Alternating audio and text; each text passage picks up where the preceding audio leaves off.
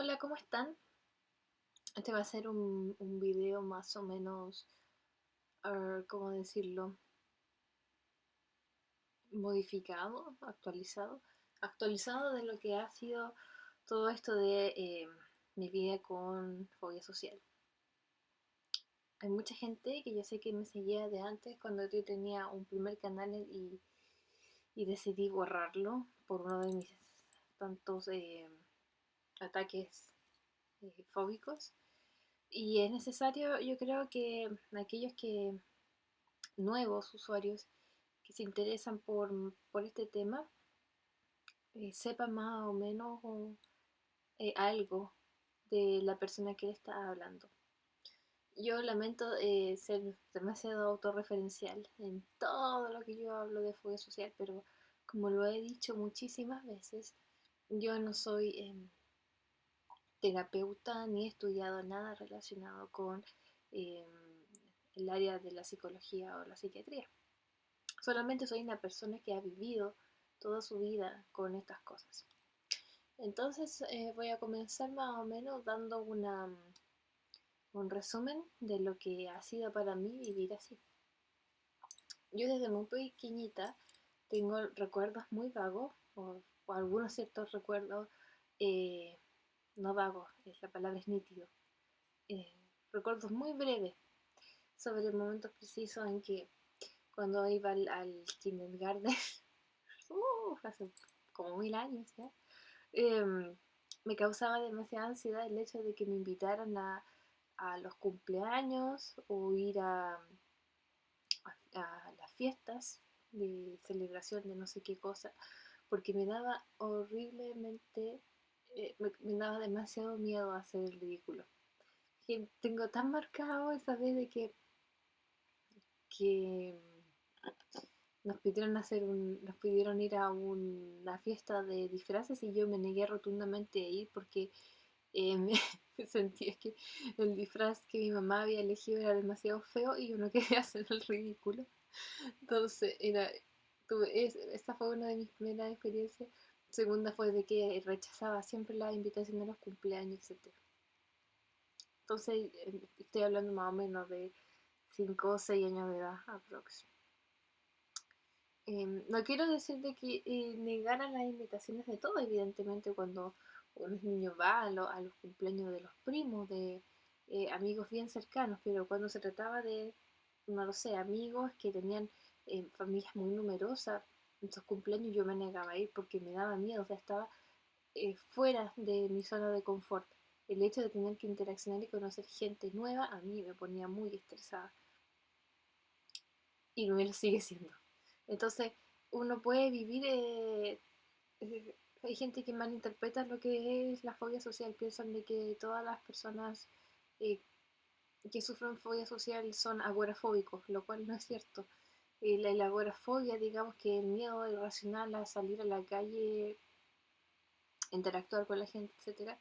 Pero un fóbico social sí puede interaccionar, digamos, en grupos pequeños muchas veces, o con gente que tiene mucha confianza, se siente seguro, pero pierde esa seguridad, se siente mal cuando está en ambientes que son desconocidos, como es lo que a mí me tiende a pasar.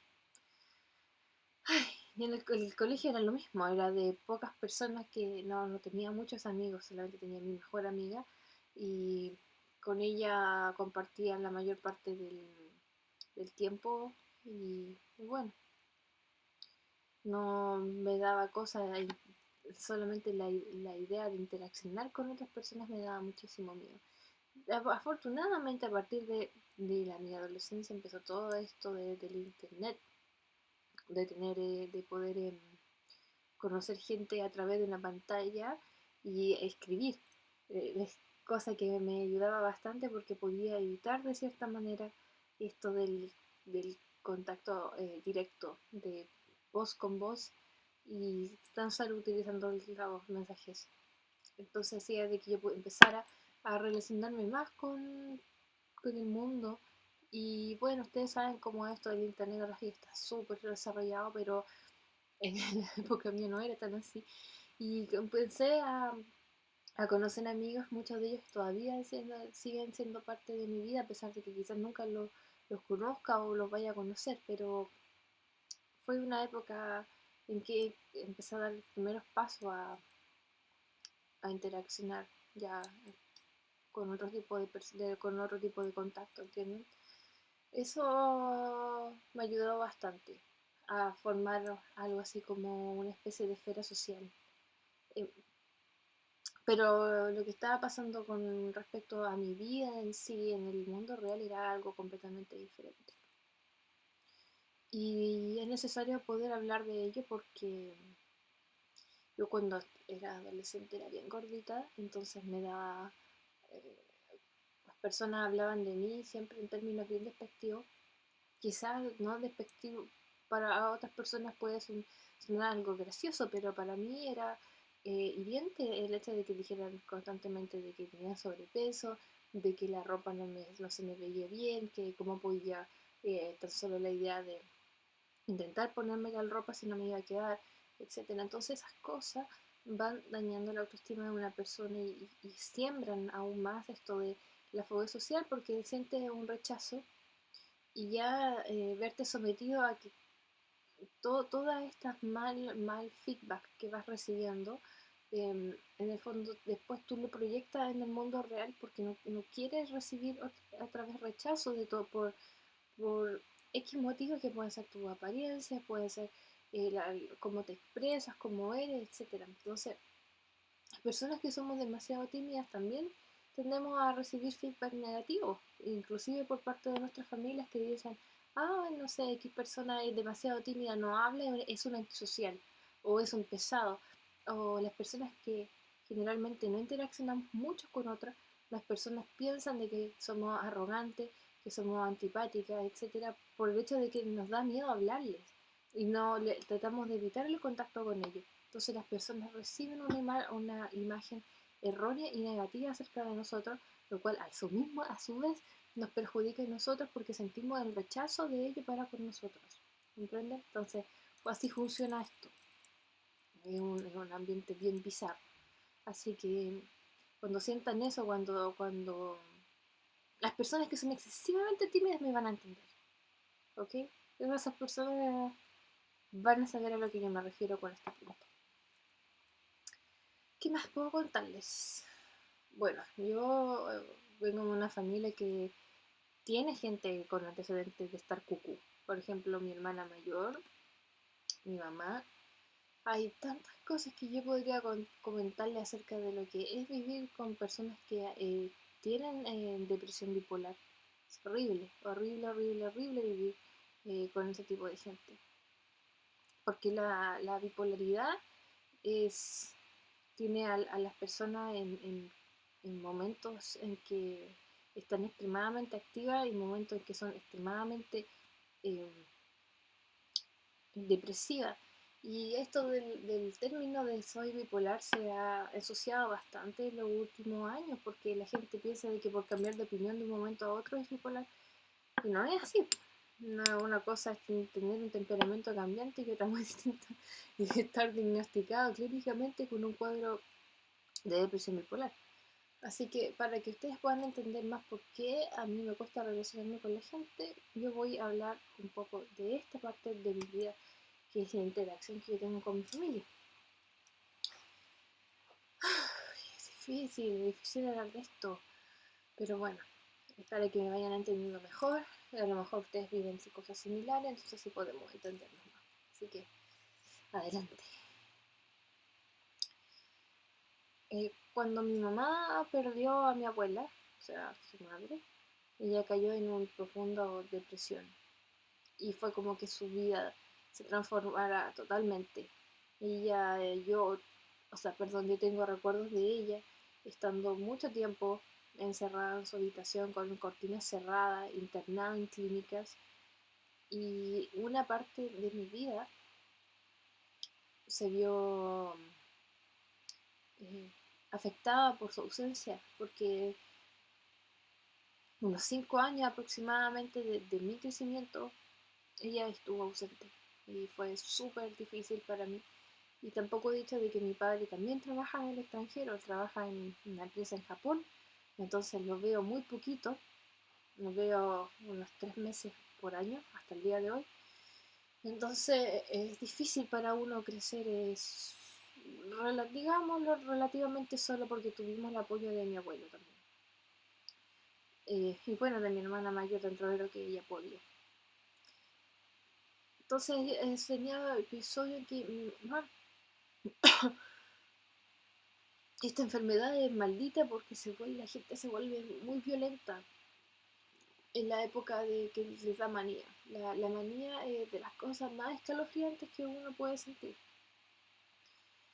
Y bueno, de esta manera uno va aprendiendo a hacerse más fuerte también y más insensible, porque te toca aguantar crisis, tienes que sobrellevar crisis, sobre todo cuando uno vive estas 3 mujeres, las 3 locas y bueno, alguna más loca que otra y le da crisis. Sobrellevar una crisis no es fácil, no es tarea sencilla. Entonces voy a describir más o menos en qué consistían estas fases y cómo afectaban. Disculpen, es que me cuesta hablar del tema y como que me trato.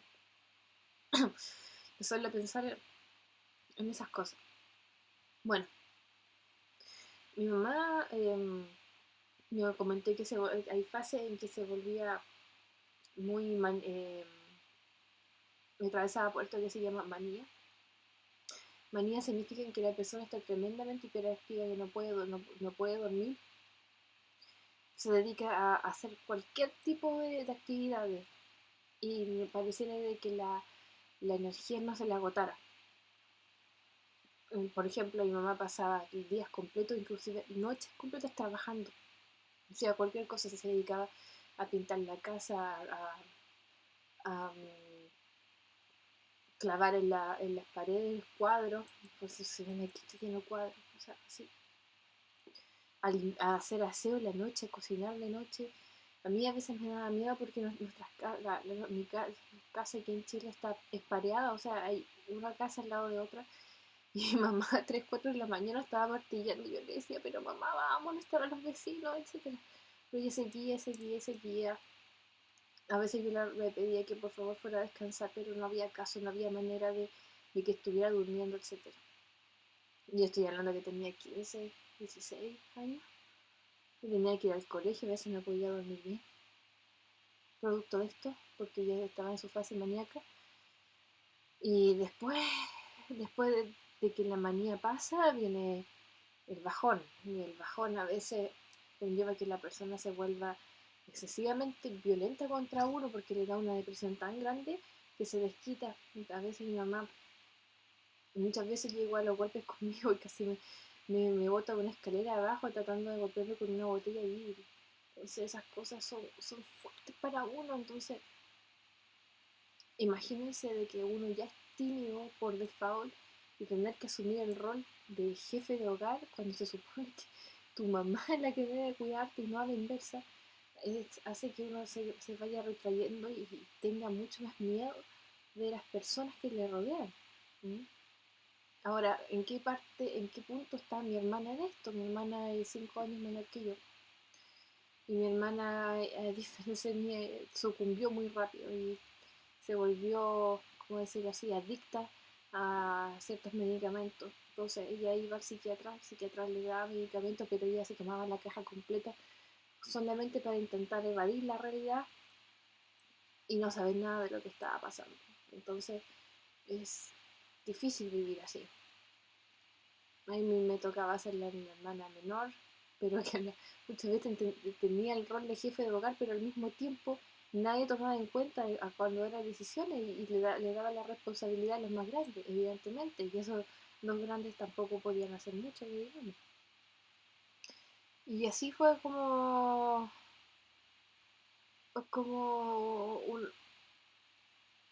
empecé a crecer y llegar a la época de la universidad y a mí me daba tanto, tenía estos problemas en casa y muchas veces yo no quería llegar a casa, pero tampoco quería estar en la universidad porque me daba miedo. Entonces lo que yo hacía es que me iba a caminar por horas y horas y horas y horas y horas solamente para no saber de nada, de nadie, y estaba tenía problemas por todos lados. Me fue muy mal los primeros años de universidad porque no quería ir a clase. Por otro lado, cuando llegaba a casa, mi mamá muchas veces en su ataque bipolares comenzaba a insultarme, decía de que yo no era lo suficientemente buena en comparación con mis primos que estudiaban medicina, no era suficientemente buena comparada con otra prima que estudiaba X cosas, etcétera. Entonces, insistimos, seguimos en este ambiente de andar mermando el autoestima de la persona y esas cosas, insisto, dañan y van acrecentando más y en el fondo lo que sucede con uno es que intenta hacerte el fuerte, pero de alguna manera empieza a romperte por dentro y los problemas empiezan a aparecer por todas partes. Y fue así como empecé a desarrollar lo que es el trastorno alimenticio. Específicamente, en un principio fui de anorexia nerviosa porque estaba tan obsesionada con la idea de la perfección. Quería ser perfecta para que mi mamá, por una vez por todas, me quisiera. Y decidí dejar de comer de un día para otro. Sí, como que en gatilla, durante toda mi vida había sido gordita y había luchado haciendo dietas, pero nada funcionaba. Nada. O sea, siempre intentaba, pero volvía a los mismos hábitos de siempre. Pero esa vez en particular, le dije, las cosas van a cambiar. Y de un día a otro, había dejado de comer casi de todo. Me restringía todo. Y las cosas más mal fueron en la universidad porque como no tenía nutrientes, todo iba muy mal, muy mal. Y casi me terminan echando de la universidad. Creo que yo he contado esto antes. Fue en ese momento crítico de mi vida en que tuve que decidir si quería seguir con eso o bien seguir escapando de clases, eh, seguir teniendo malos hábitos, etcétera. ¿Qué hacer? Entonces otra vez decidí por cuenta mía, yo estoy contando esto de manera muy somera, o sea, somero significa muy superficial, muy simple, pero hay todo un trasfondo que quizá algún día me anime a contar con más detalles si es que a alguien le interesa, obviamente. Decidí de que las cosas debían cambiar y forzarme a ir a la universidad. Necesita llegar a un punto en que la carrera que estudié geofísica se hacía muy difícil y ya no podía valérmelas por mí misma y me estaban echando, entonces de alguna manera tenía que sobrevivir y para sobrevivir tenía que formar algún grupo de estudio, un grupo de amigos que pudieran ayudarme cuando yo lo necesitaba con ciertas asignaturas. Así que me dije, me voy a forzar a ir a la universidad, me guste o no me guste. Y ahí sucedieron cosas que me causan risa hoy, pero en su tiempo no lo fueron tanto.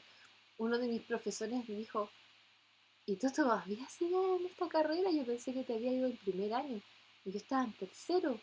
En tercero nadie sabía de mi existencia, que yo tenía compañeros que ni siquiera sabían cuál era mi nombre. Por eso se los digo todo. O sea, yo era una doña nadie en esa época. Y al principio cuando me esforzé a ver la universidad dije voy a ir a la universidad por 1 hora, 2 horas, 3 horas, y así iba subiendo. Y yo con una ansiedad terrible, así. Y yo estaba sin medicación porque no tenía dinero en esa época. Entonces, porque toda la plata que mi papá enviaba estaba destinada a comprarle medicamentos a mi mamá para que ella estuviera bien. Entonces, yo no era prioridad en ese entonces. Y entonces, todas estas cosas de, de aguantar la ansiedad tuve que hacerla en la mala nomás. Muy a la mala. O sea, lo típico que que yo hago cuando estoy muy ansiosa es que me pellizco las manos así muy fuerte, clavo la uña muy fuerte para intentar, no sé, de alguna manera calmar la ansiedad. No es algo que yo recomiende porque quedan todas las manos marcadas y horribles, pero es lo que a mí me servía en esa instancia cuando estaba más pobre, ¿entiendes? Y me fui forzando, fui conociendo un grupo solamente a una amiga a la que le busqué conversa a la fuerza y ella a su vez me presentó a otras personas terminaron convirtiéndose en amigos míos de universidad y las cosas empezaban a componerse. Lo otro que es importante, que podía estar más tiempo en la universidad ahora, ya que tenía una especie de ambiente que me era seguro, y como dije en un principio, las personas que tienen fobia social pueden interaccionar la mayoría de las veces cuando se sienten en confianza en un ambiente. Entonces yo en ese punto había desarrollado un ambiente de confianza, y podía estar tranquilo. Pero tenía problemas, seguía teniendo problemas en casa, y terminar la universidad para mí fue muy, muy, muy difícil, porque tenía el problema mismo. El problema convivía conmigo. En mi propia casa mi mamá me insultaba, me decía de que yo iba a terminar graduada con bastón de la universidad, porque no, obviamente me fue mal los primeros años, etcétera. Entonces todas esas cosas dañan, y te mentaliza y piensas que eres tonto, piensas que no sirves para nada, etcétera. Así es. Pero de alguna manera logré salir adelante. Y terminé la universidad y llegué, estoy hablando de manera ya muy, muy resumida, llegué a obtener una beca para poder estudiar en Londres, doctorado en sismología, así que ya estoy, y las cosas también empezaron a hacerse difíciles por esta cosa del inglés, por esta cosa de tener un jefe que es chino, y el cambio cultural, de pensar en español, hablar en inglés, entenderte con otro extranjero, es una cosa que a mí me causa estrés grande. Conocer compañeros que hablan puro inglés y uno se mete en la cabeza de que lo habla mal, que tiene pura eh, fallas gramaticales, y me da miedo hablar con ellos, etcétera. Entonces, hay historia para rato. Pero eso es más o menos, o sea, tengo un montón de historias, pero ya vamos en 22 minutos y siento que he hablado demasiado otra vez. Pero eso es más o menos lo que ha sido mi vida con fobia social a grandes rasgos. Ahora si tienen, no sé, quisieran preguntar de algo en particular, adelante, siempre y cuando sea en el ámbito del respeto, las buenas palabras, la educación, muestren que tienen educación. Y un beso grande a todos ustedes, porque me han apoyado muchísimo y siento que tengo algo, un respaldo. Mucha gente que yo no conozco en realidad, pero me hace sentir tan feliz de sentir de que hay personas que viven lo mismo que yo y que no estamos solos. Puedo recibir algo de comprensión y compañía por parte de ustedes. Ahora voy a dedicar, la temática va a ser intentar leer ciertos comentarios, ¿ok? De, de los que ustedes me han hecho en videos anteriores. eh, que dice, por ejemplo, Roberto García. Hola Constantina, qué bueno que estás de regreso. Me ayudan mucho tus videos. Y ánimo, hay que ser fuertes. Recuerda que somos unos guerreros y que no debemos dejarnos vencer. Debido a nuestra condición, somos personas que luchamos el doble que los demás. Estoy totalmente de acuerdo. Y debemos estar orgullosos. Saludos desde México, deberíamos visitarnos por acá. Un saludo grande, Roberto. Ojalá, me encantaría visitar México, pero no sé, no sé cuándo. Pero de hecho yo no conozco nada en Latinoamérica, nada. Me encantaría poder visitar México y, no sé, las maravillas que hay en otros países de nuestra región, ¿verdad? Ok. Veamos, Josué Herrera Roldán dice, saludos desde Costa Rica. Saludos. He visto tus videos y creo que tienes una gran personalidad oculta, pero que lastimosamente la FS lo controla todo. Yo he padecido FS desde pequeño y hasta hace poco me di cuenta que la tenía. Disculpen que les dije que tengo problemas de visión, así que lastimosamente controla todo. Yo padecí FS desde pequeño y hasta hace poco me di cuenta que lo tenía. No he tenido terapia, pero he visto muchos videos sobre relaciones humanas que me han ayudado mucho. Y una herramienta que me ha ayudado es el sonreír. Simplemente sonreír. A ti mismo en el espejo, a familiares, a conocidos, desconocidos, siempre sonreír. Constantemente, poco a poco, a mí me ha ayudado internamente en el subconsciente a transformar mi mente positiva y viendo a las personas no como un peligro, sino como personas. Me encantan tus videos y espero que puedas controlar pronto por completo el FS. Muchísimas gracias, Josué. Yo creo que es verdad eso. Y durante un tiempo, cuando yo era adolescente, yo no solía sonreír. Nunca, nunca, nunca. Pero de poco me fui y tampoco solía mirar a los ojos a las personas. Me costaba muchísimo. Y siempre me decían, ay, tú ocultas cosas porque no eres capaz de mirar a los ojos, no demuestras confianza, etcétera, no sonríes, no haces nada. Y en un principio a mí me costaba sonreír en las fotografías, no podía. Me costaba muchísimo, era casi imposible. Pero me dije, ya, voy a intentar sonreír y lo hacía y ahora tengo muchas fotos de salgo sonriendo. De hecho, tengo hasta practicar la sonrisa, no sé cómo. ¿Ven? Entonces ya, sí, yo creo que tú tienes verdad, José. Hay que aprender a sonreír. Después tenemos otro comentario de Marcelo E. Una persona que tiene FS no puede hacer un video. Esto es puro acting. Bueno, ya, sí, supongo que como es acting, yo memoricé todos los síntomas. Claro, me leí en la Wikipedia y ahí busqué todo y cada una de las cosas, ¿verdad? Después me dice, medita, amiga, aunque no lo creas, sirve un montón y son solo 20 minutos de tu día. Sí, yo creo que es muy bueno el hecho de meditar, pero ojo, no confundan lo que es la meditación con la relajación, porque son dos cosas sumamente distintas. La meditación generalmente busca intentar desconectar la mente de cualquier tipo de pensamiento. Cuando uno piensa en cosas es que en realidad no está meditando. Lo que hay que hacer es tratar de vaciar la mente y tratar de percibir solamente el momento presente. Eso es más o menos lo que se, al menos en el budismo, y a mí me encanta el budismo, habla de lo que es la meditación. Ahora, cuando tu mente se deja llevar por idea y esa idea concatena a más ideas, eso ya se pierde en la meditación. ¿Okay? Es súper difícil, 20 minutos de meditación es casi imposible para una persona normal. Yo creo que al principio uno comienza con 5 minutos de intentar controlar la mente porque siempre está demasiado alborotada. Pero sí, es verdad, funciona muchísimo, ayuda a relajar las emociones y ayuda a conectarnos mejor con nosotros mismos. A mí en lo personal, dice Avi Velázquez, a mí en la personalidad la fobia social fue un efecto secundario de mi eritrofobia, y créeme que sí es peor aún. Sí, me imagino, Abby, y creo que la fobia social muchas veces es un efecto secundario de una enfermedad más grave.